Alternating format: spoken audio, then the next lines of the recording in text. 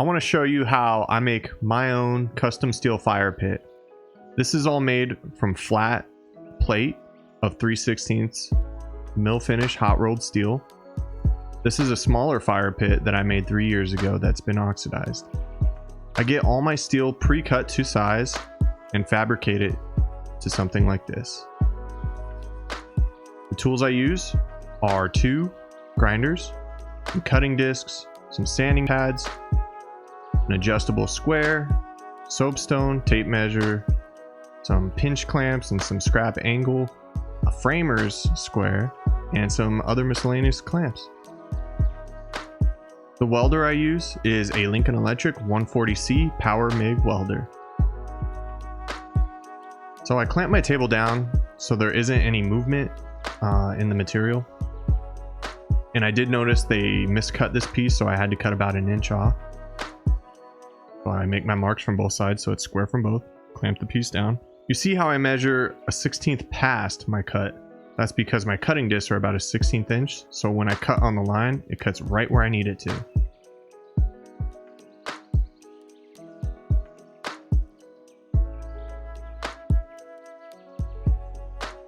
This is all sped up, but I take my time in making sure my cut's accurate.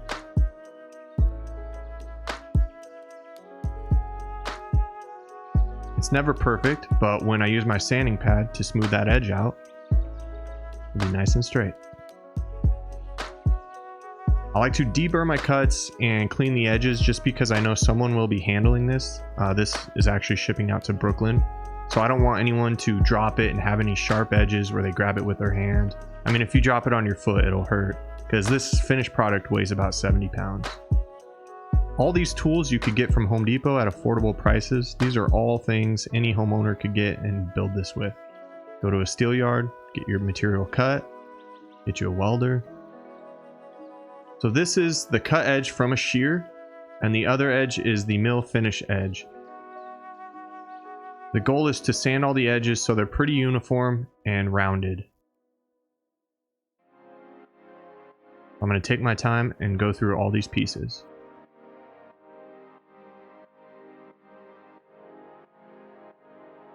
If you notice, I mark the edges so I know which way is the outer face. Here's the finish edge. And if you notice, mill finish steel has a sort of grain to it. So that's why I mark those so I know where the grain is. Here's a finished product. Now I'm going to mark my layout. I measure both sides, make sure it's center, get my center line. Measure my taper with my framer square.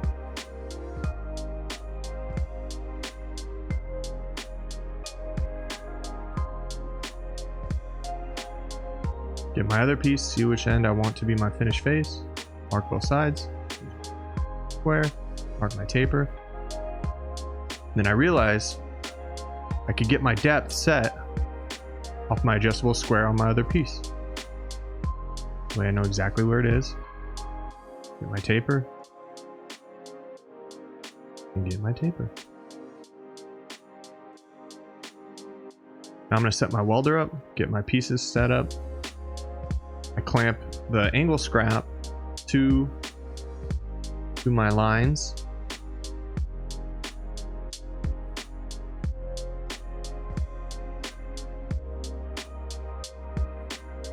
Grab the appropriate pieces, clamp to those, get it roughly square.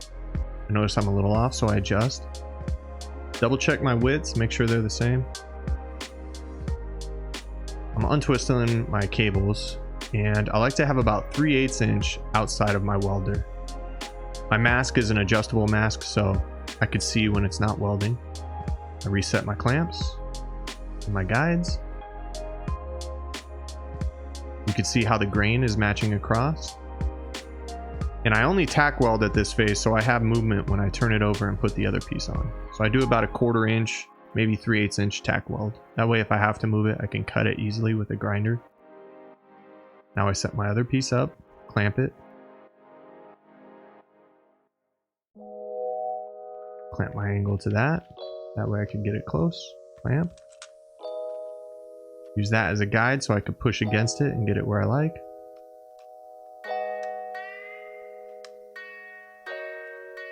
Start tacking. A little pressure, tack it on.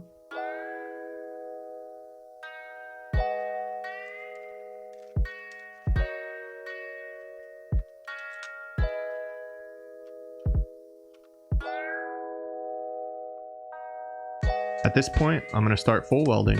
It's not going to move. It's where I like it.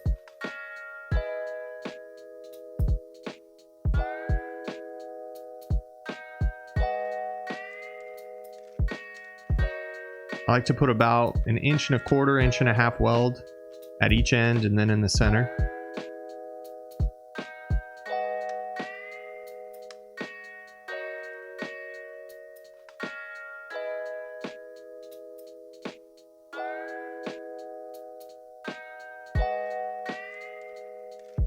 And I like to weld my ends and then the center, never in a line. Unless I do it here, that'd be stupid. Yep, I did it. But I'm already tacked welded. It's not like it's gonna move.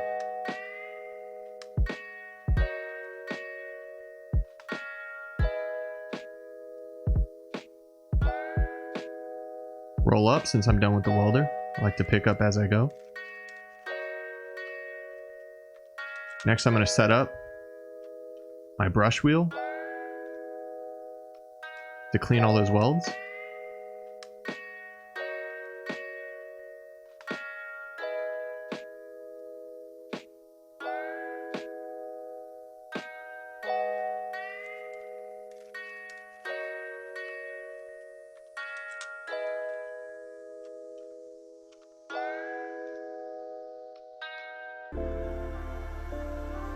Roll that up since I'm done with it.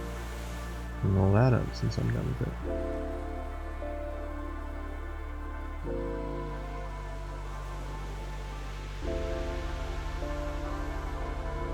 I use acetone and these professional white rags.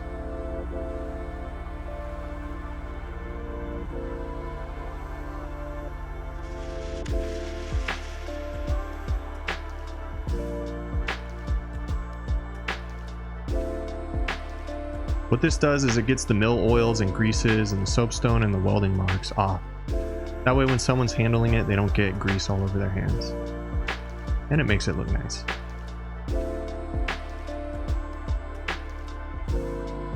Now I'm going to flip it over, clean the finish side, do a little pickup as I go.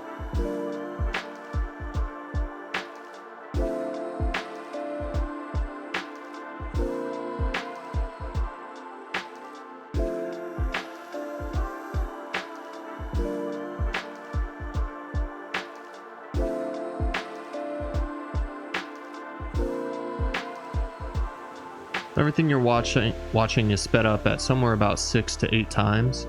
So at 8.5 minutes, this thing probably took me about 1.5 hours to build. And it's shipping off to Brooklyn to the new owner. Here's the finished product. Beautiful for any backyard.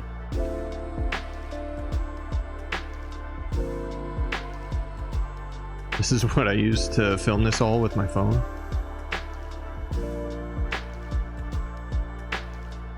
So this is a fun build and it's something I sell on Etsy. And I've been looking at building either like a steel log holder or honestly like patio furniture, like a chair. So if that's something you're interested in watching me show you how I'd make it, let me know in the comments below and maybe that's something I'll work on. I'm going to try to do a series like this every month on a project I make and show you how I make it. So thanks for watching and we'll see ya.